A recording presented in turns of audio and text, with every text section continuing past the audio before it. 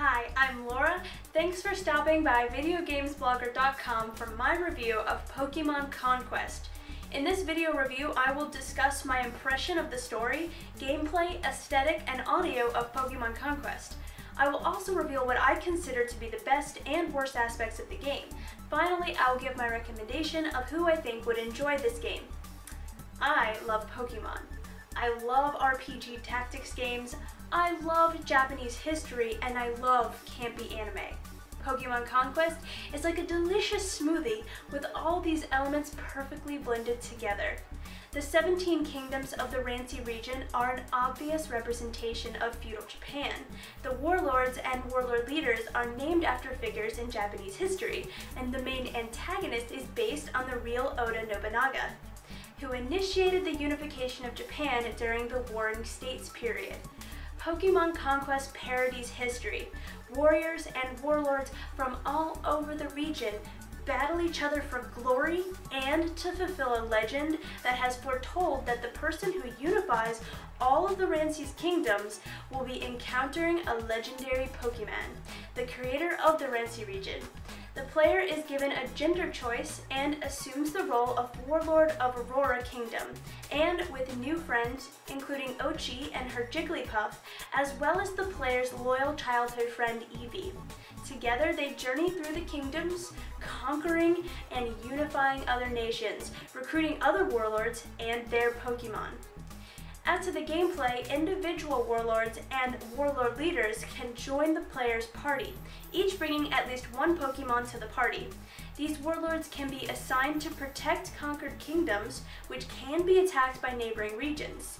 Each kingdom has different climates, with areas to catch wild Pokemon, and you can invest gold earned in battles and in the local shops and habitats and mines, which will produce more wild Pokemon and better items. The gameplay is very different from a typical Pokemon game, featuring turn-based strategy with different Pokemon being capable of different attacks and means of movement. Each warlord has various battle-changing powers that boost their Pokemon's powers. Pokemon Conquest falls in line with the simple, colorful aesthetic pervasive in the Pokemon series, but with a historical Japanese stylization of the characters and environment. Overall, the game looked clean but very basic. I can appreciate the simple design as long as the gameplay is the focus of the game, which it definitely is. The music in this game is upbeat, but it's really nothing special. I wish I could say more about it, but I frankly just can't remember any of the songs. My favorite aspect of the game is that there were more stories to explore outside of the main storyline. After I beat the game, I was pretty sad that it was over, even though it was certainly enough game. I just didn't want to see it be over.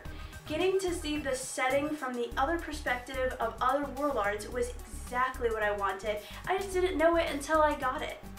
The worst aspect of this game has to be, it's very, very minor, but barely even a problem, but I would have liked to see more diversity in the character design. Several characters share the exact same design, not even a color swap. It's very minor, but something I noticed could use improvement. After beating the main story, there are 32 special episodes, each featuring one of the other warlords and having different objectives, such as taking over a portion of Rancy rather than the whole region. They feature smarter AI, with the opposing nations attacking your countries more often, the ability to upgrade the locations within the regions through a bank to find more Pokemon or get even better items, and the ability to evolve the rest of the warlords. After the episodes of the 16 senior warlords are completed, a final episode will be unlocked. It is essentially a new game with a main playable character, with all the added features of the post-game episodes. I like that Pokemon games branch out and don't try to conform to a specific genre of video games.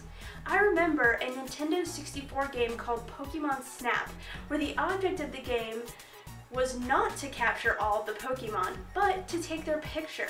Pokemon Conquest has all the charm of a Pokemon game, but uses a new way of using the well-known cute pocket monsters. This type of branching out will keep the Pokemon brand fresh, probably well after I have my own kids who will probably be playing Pokemon games. I recommend this game to fans of Pokemon games. Pokemon Conquest still has the charm and fun of a Pokemon game. The tactics aspect of the gameplay will give this game a new twist that any strategy game fan will enjoy. Pokemon Conquest can be a good way for Pokemon fans to try a new genre, or for tactics games fans to drink the Pokemon Kool-Aid.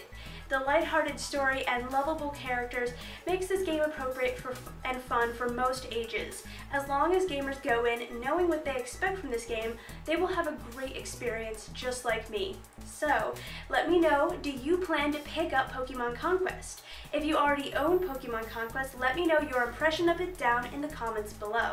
Thanks for watching, love and peace from my PC to yours.